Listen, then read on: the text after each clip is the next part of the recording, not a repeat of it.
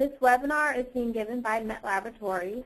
MET is the leader in testing of electrical and electronic equipment for environmental hardiness, product safety, and electromagnetic capability. MET operates world-class labs in Baltimore, Maryland, Santa Clara and Union City, California, Austin, Texas, and also runs operations in China, Taiwan, and Korea. This webinar will run 30 to 45 minutes with an additional 15 minutes for questions and answers. Due to the number of registrants, all attendees will have their phones muted. If you have a question, please type it in the questions area of your GoToWebinar control panel. We will attempt to answer all questions at the end.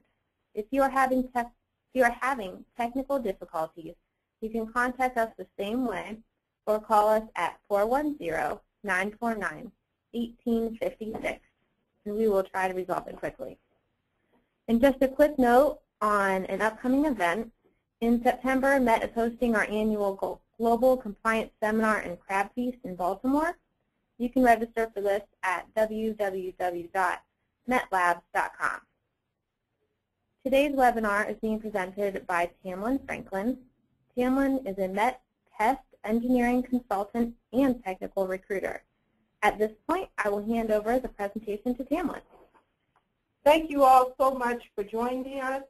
We appreciate you taking your time out today to join us for this webinar. My purpose today is really quite simple. I will define HALT for the beginner. I'll talk about why it's necessary. We'll discuss some of the benefits and briefly discuss the process so that if you're considering HALT, then you will know what to expect.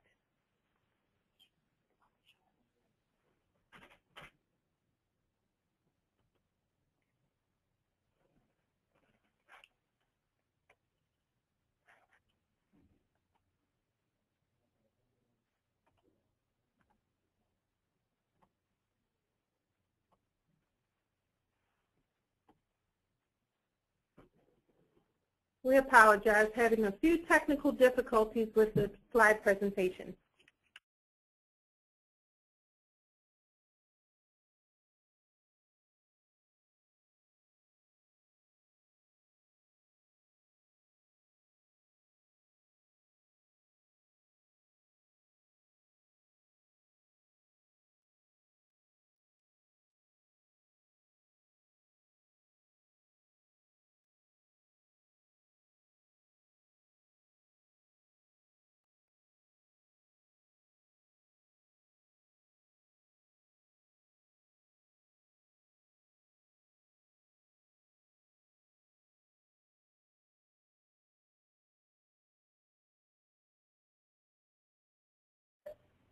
Please bear with us for just one more minute.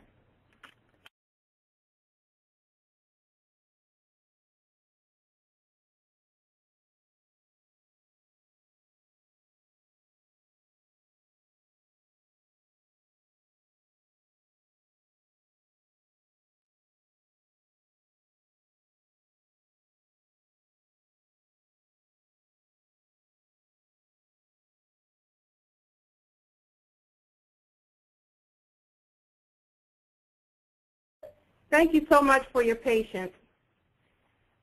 Today's webinar, again, is HALT testing effectively. And we know that in order for a company to be competitive in today's environment, that their products really need to be reliable. Reliability is important for a company's success, and that's why we're having this discussion today. We know that warranty returns that stem from design and process flaws can cost companies millions of dollars. They can cost a reduction in sales, and they can also cost the company's reputation. But finding those process and design flaws early in the design stage can save companies millions, but it can oftentimes take months and years to discover. That's why this relatively new technique in testing is relative. In the past, manufacturers, they based their reliability testing on military specifications or military specs.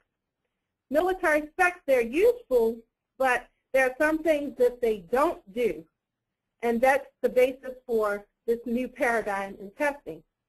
Military specs, they base their calculations on field data to find design flaws. Military specs, they do not find or detect design weaknesses, nor do they find process flaws, which can take considerable life out of a product. And military specs, they didn't really come into play until after World War II, when component and manufacturing processes were much different from what they are today. So that's really significant.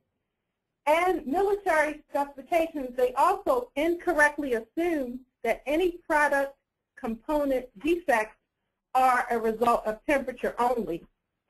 And we all know that with traditional testing, no testing is done outside of product limits, which can be a hindrance as far as finding defects. Almost 4 decades after military testing was introduced, the new kid on the block, if you will, was introduced. In 1981, HALT was introduced to the world. HALT, which is an acronym for Highly Accelerated Life Testing, again, was introduced in the early 80s. This new type of testing tests a product outside of its limits, so there are no pre-established limits with HALT. The big difference between traditional testing and HALT testing are, in HALT testing, you simulate the product, but in traditional testing, you simulate some environment. So those are the big differences.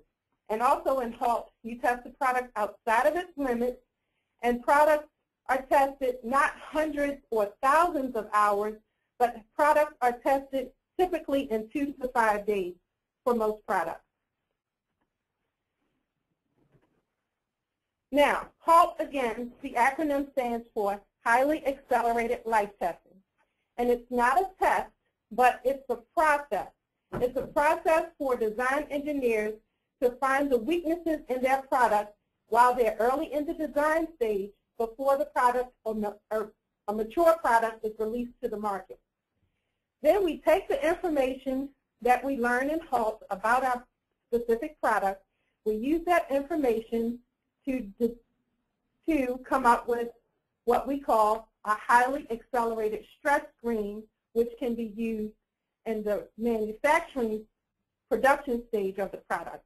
And that is what we call HASS. So we take the HALT knowledge and we use it to develop our highly accelerated stress screen.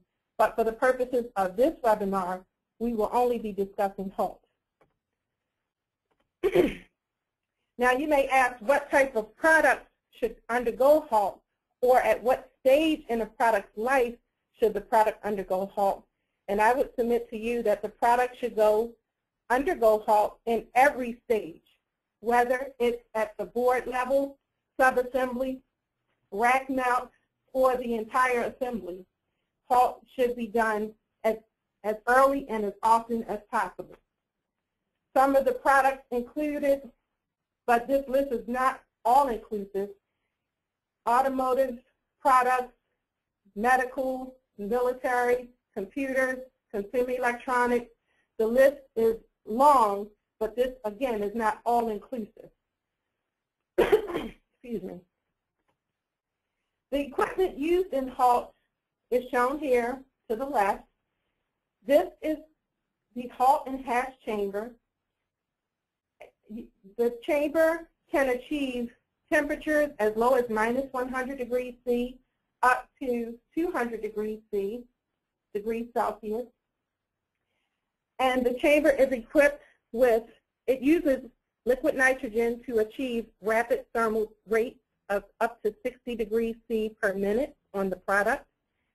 The chamber also uses pneumatic hammers to get pulses, vibration pulses, so that we can get a random vibration at a very low frequency band up to about 5,000 hertz to give us broadband vibration. The vibration is also in all axes simultaneously. which is a huge benefit for finding latent defects in a product. You'll also notice that there's an access port on the chamber. There's an access port here on the chamber. There are 2 doors on either side of the chamber for easy access. There's a window that's here. There's a window, there's an access port here, and then the doors on either side of the chamber. So the window is helpful for easy viewing of the product while it's under test. There are also lights inside the chamber, and it's really handy because the chamber table is rather low for easy access inside and out. Here's an internal view of the chamber, and you'll notice that there's a vibration table, and the vibration table has 3/8-inch holes every 4 inches, and the table width is 36 inches by 36 inches, and the height of the chamber is approximately 37 inches. So you can pretty much tell what type of product or what size product you can install in the chamber for the process. And again, here you can see the access window here. And we have aluminum ducting to actually route directly on the product to achieve those rapid thermal rates that we discussed a few minutes ago. Again, the vibration is all axes, linear and rotational simultaneously. So we get the broadband frequency, which allows us to find those defects that for some traditional tests, if a product did not undergo vibration, these products the defects may not be found. However, if you subject a product which will never see vibration, if you subject it to vibration, HALT has been known to expose some of the defects, such as bad solder joints and other issues that would normally go undetected. So vibration is an important part of the HALT process. And the random vibration is repeatable, although what the table does is not repeatable at each test. What are some of the benefits of performing HALT? HALT, or highly accelerated life testing, again, is not a simulation test. We're not exposing the product to a high temperature, high humidity test to simulate maybe some rainforest environment. We're looking to test the product well beyond its normal limits to quickly discover any design or potential process flaws. And if the design engineer adopts this new theory, by them testing outside of their normal limits, they can evaluate and improve the design margins. Not only that, and as we'll see on another slide coming up, the testing done initially in the design stage where process flaws and design weaknesses are found and corrected, this will reduce the development time and costs associated with a product. This process also helps to introduce the product to the market sooner, because if this process takes 2 to 5 days per product, and traditional testing or specification testing takes thousands of hours, you can quickly see the benefit of a short test period as opposed to hours of testing. And again, this testing is not to replace traditional testing, but it's in addition to the specification testing. And some other benefits, you'll introduce a mature product to market and hopefully a more robust product to market. The economic rationale, as I was discussing in the last slide, is that one company found that if they found a problem early in the design stage, the savings could be significant.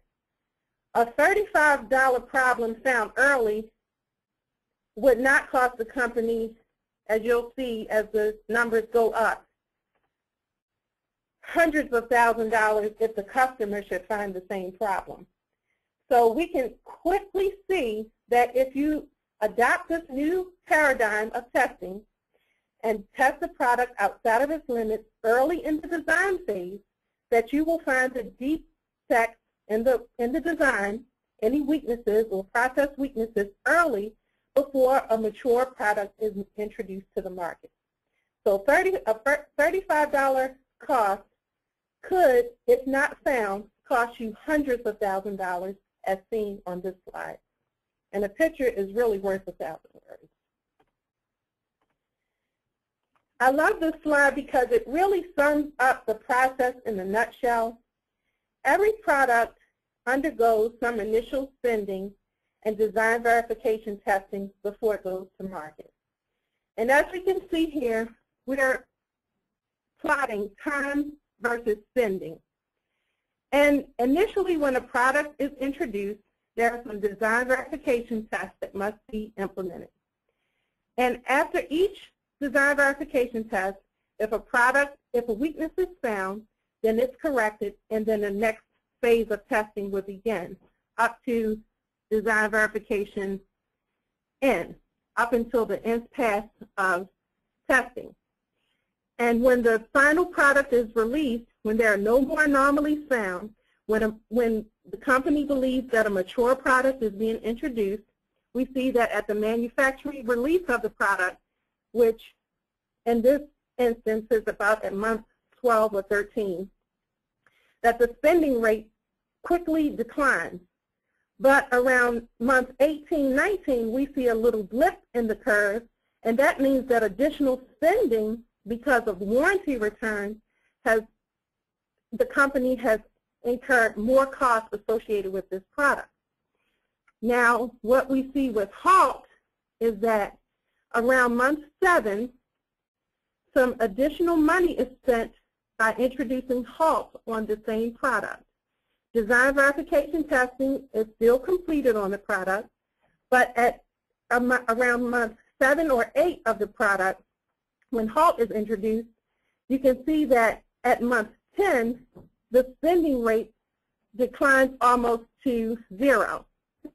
And then between months 10 and 12, the spending rate has declined significantly, and you can see that the savings from doing HALT or performing HALT on a product as opposed to not performing HALT has resulted in increased savings. And it's probably resulted in increased customer satisfaction, lower warranty costs, and the savings are priceless.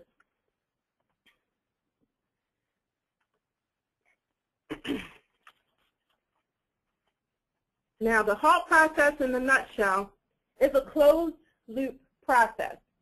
So we don't just install the product in the chamber, test it, and at the end of the test, close up shop, and that's it. No, HALT is a closed-loop process. So we sit down with the design engineers to develop a test plan.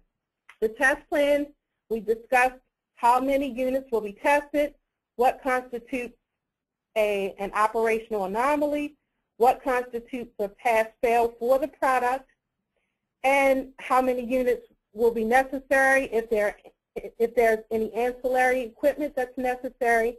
So all of these things are discussed up front. We'd like to have a design engineer, someone who is familiar with the product, to be present during the HALT process, because that person can help aid in troubleshooting failures. They are also familiar with the product, so that any anomalies that are found, maybe we can bypass certain nodes of the product to keep testing going.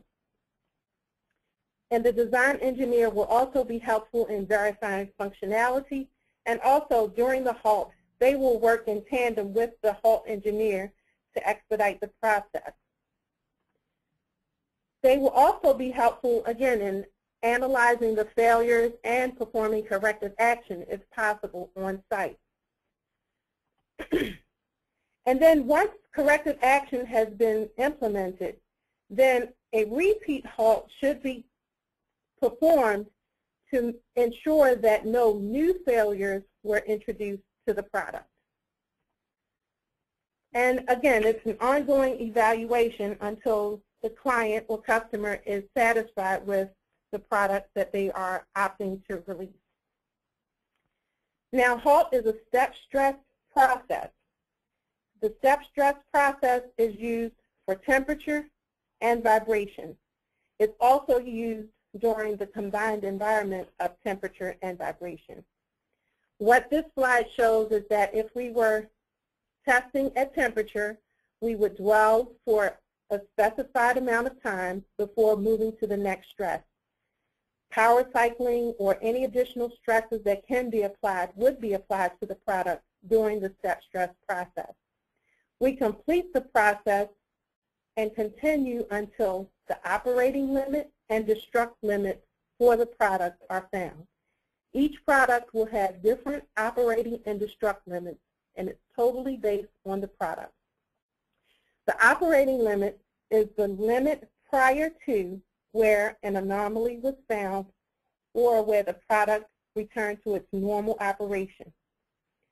The destruct limit is the limit where the product will no longer operate normally after a power cycle or after the stress is removed.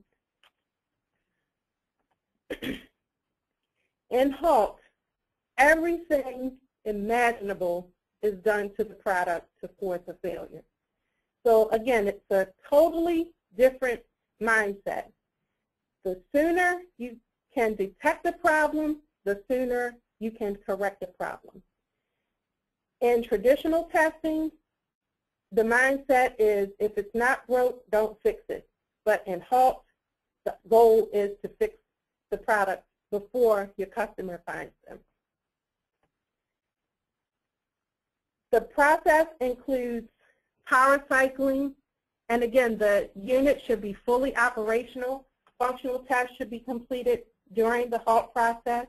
So we are monitoring the unit for operation, for proper operation throughout the process. So we don't complete non-operational tests on units that are undergoing HALT. All units should be fully operational, and there should be 100% test coverage for every unit tested. We typically begin with the least destructive step in the process, which is cold thermal step.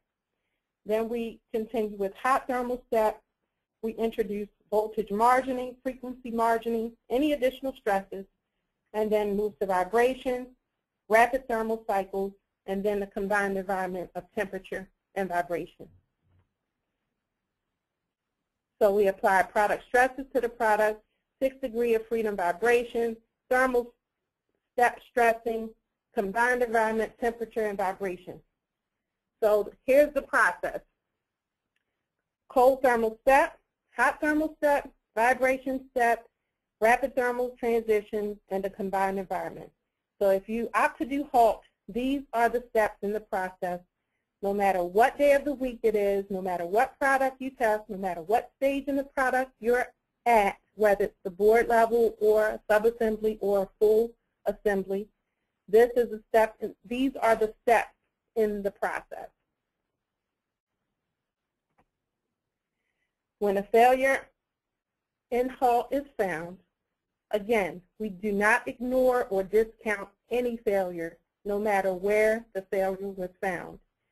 We stop the test, we record the failure mode, and the stress level where the failure occurred, because that stress level could determine the operational limit and destruct limit for the product. And again, we ask that the design engineer be present during the process, because the design engineer can help use different isolation techniques to identify failure locations on the product, since they're more familiar with the product than the HALT engineer. We document the failure location, determine the root cause analysis if possible. Sometimes we have to send products out to failure analysis labs, or sometimes the customer has to do so. Or on the fly, we implement fixes so that we can continue stressing the product.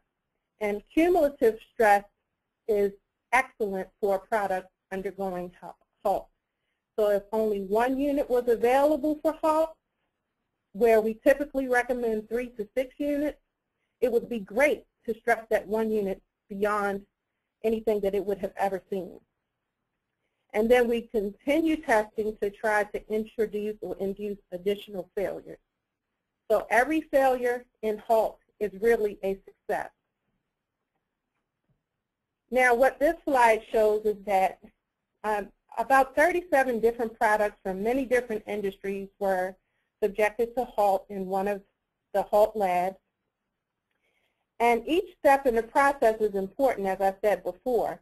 And we start with cold thermal step stress. And at low temperatures, you can see that 14% of the failures were found using the low temperature step in the process. 17% of the failures were found with high temperature step stress. What is clear is that the combined environment, which is the last step in the process, actually exposed 20% of the failures, which would have been foregone if that step in the process had not been completed. So again, each step in the process is significant because 4% of the failures were found with rapid thermal transition, 45% were found with vibration.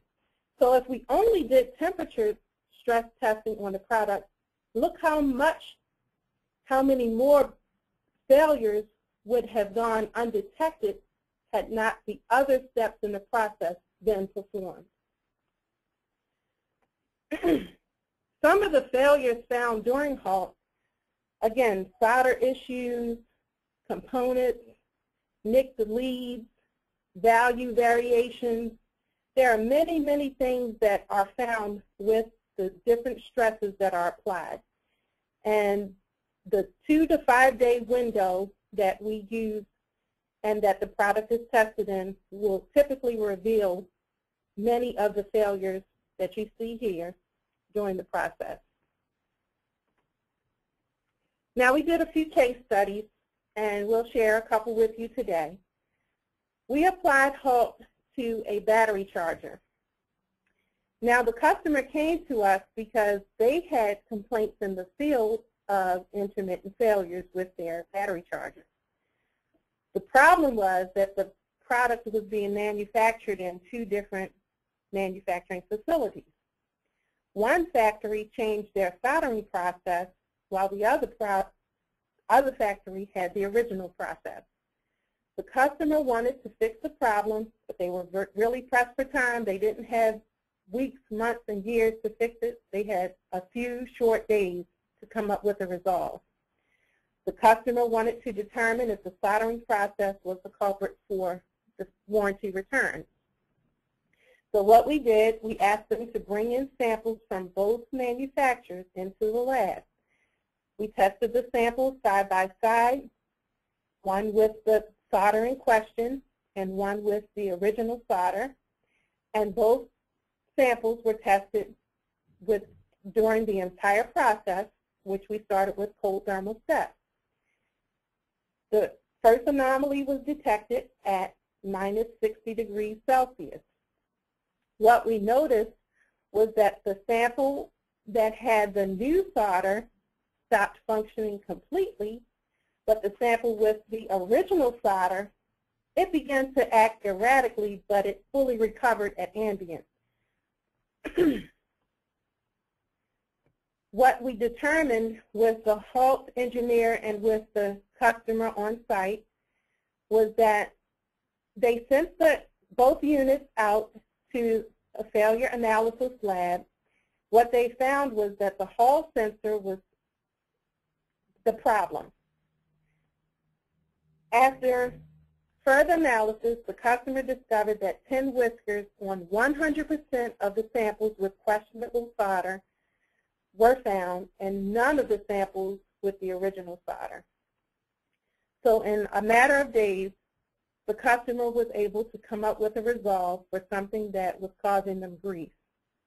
The corrective action, of course, was to discontinue production at the manufacturing facility with the new soldering process, and then they opted to go with the manufacturer with no solder process issues. So that was a quick and easy way for a company with an issue to find and detect the problem quick and make corrective actions so as not to incur more warranty costs that could damage their reputation. Another product that was tested was an electric meter. Now, this particular meter was under constant revision, and the customer wanted to ensure that at each revision level that they were not introducing new problems. So they wanted to determine if the newest version was more robust than the previous version. So we took samples from both the latest and the earlier revisions and tested them simultaneously. Both samples were fully operational at ambient, but what we noticed after going to the next step in the process after thermal, which is vibration, that at 30 GRMS, one of the units lost power and did not recover after a power cycle.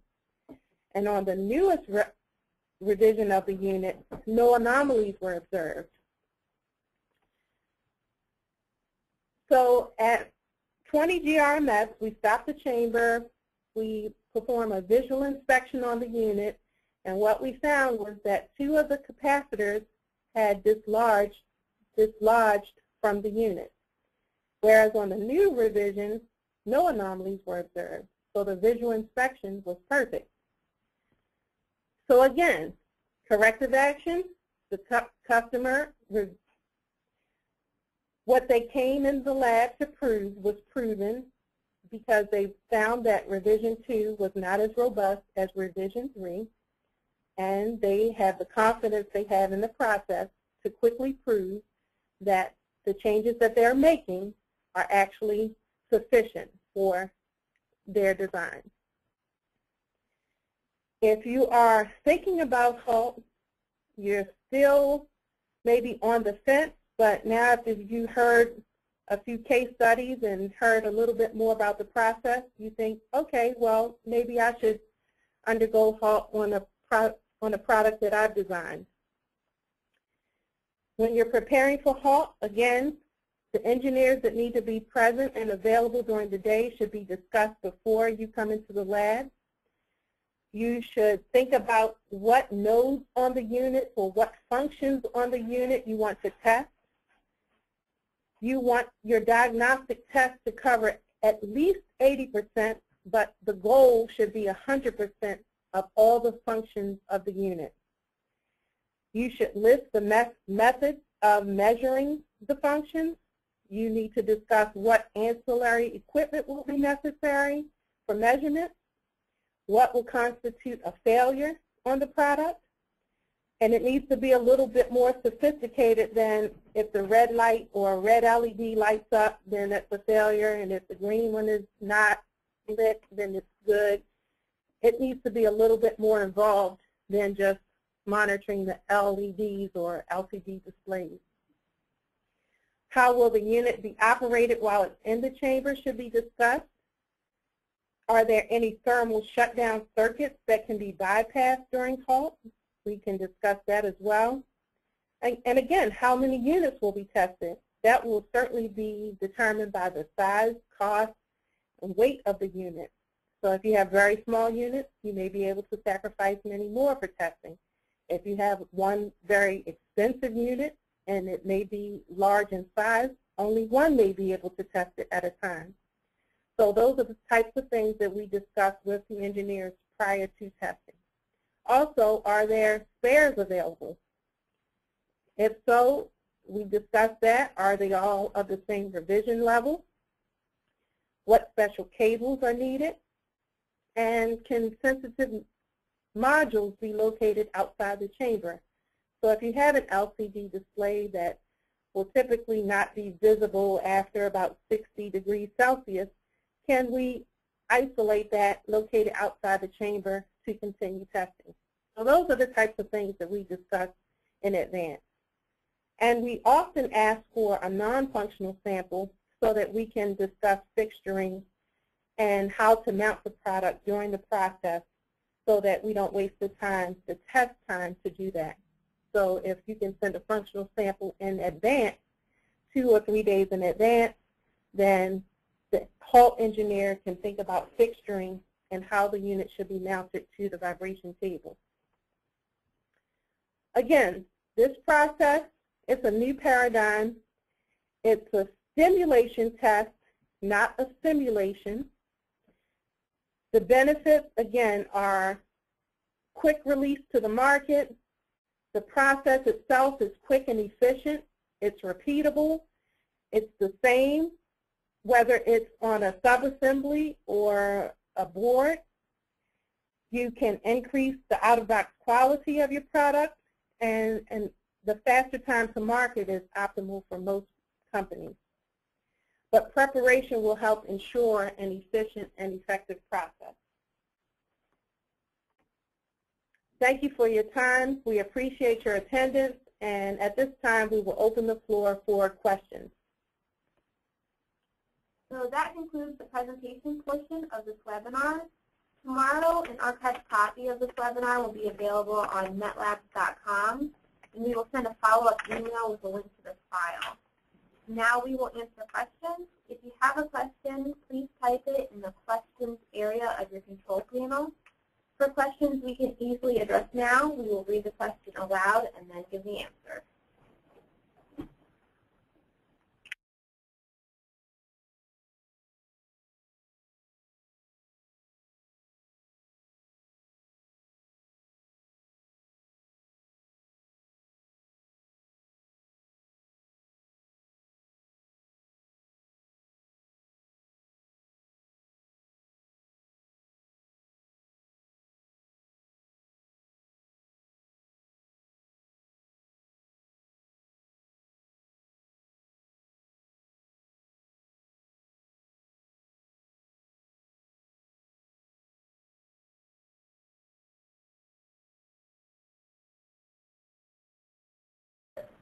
The first question is, how different are the combined environment conditions from the other steps? Or is the combined environment a collection of all the other steps done at the same time? And the answer is yes to the latter part of the question. Combined environment combines the thermal stresses from cold and hot, as well as the rapid thermal cycles, combined with the vibration level achieved during the third step in the process. So yes, it is a combination of all the environments at one time. The second question is, do you have different HALT parameters for spaceware? And the answer would be HALT is the same for every industry. HALT on a medical product would be the same as HALT for space equipment. HALT for consumer products would be the same as HALT for wireless products. So the process is the same from product to product and industry to industry.